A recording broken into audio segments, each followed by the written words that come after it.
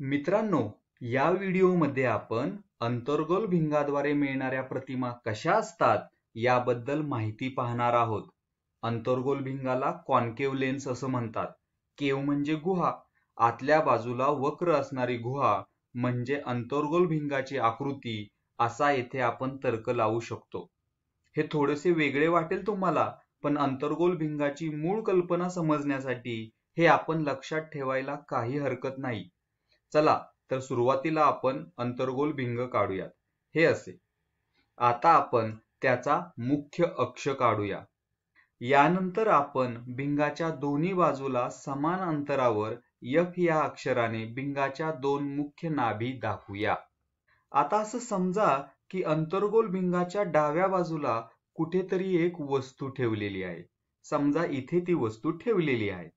आता या वस्तूच्या टोकापासून आपण दोन आपाती किरण दाखवणार आहोत.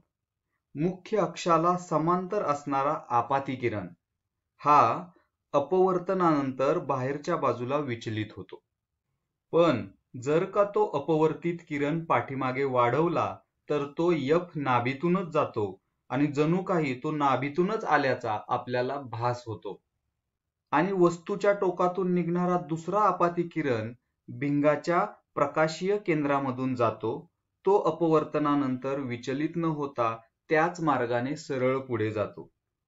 तर मग येथे मिळणारी प्रतिमा कशी असेल? अंतर्गोल भिंगातून गेलेले अपवर्तित किरण प्रत्यक्षात एकत्र येत नाहीत. त्यामुळे मिळणारी प्रतिमा ही वास्तव स्वरूपाची तयार होत नाही. उलट हे किरण एका विशिष्ट बिंदूतून बाहेर पडल्याचा भास निर्माण करतात. म्हणूनच निरीक्षकाला दिसणारी प्रतिमा ही आभासी दिसते. जर या बाजूने पाहिले तर आपल्याला या वस्तूची एक आभासी प्रतिमा दिसेल. ती सुलट असेल आणि ती मूळ वस्तूपेक्षा आकाराने लहान असेल आणि ती वस्तूच्या मूळ स्थानापेक्षा भिंगाच्या जवळ असल्याचे दिसेल. तर थोडक्यात अंतर्गोल भिंगाने कोणत्याही वस्तूची तयार केलेली प्रतिमा ही नेहमी आभासी, सुलट आणि वस्तूपेक्षा लहान आकाराची असते. इथेच थांबूयात. धन्यवाद.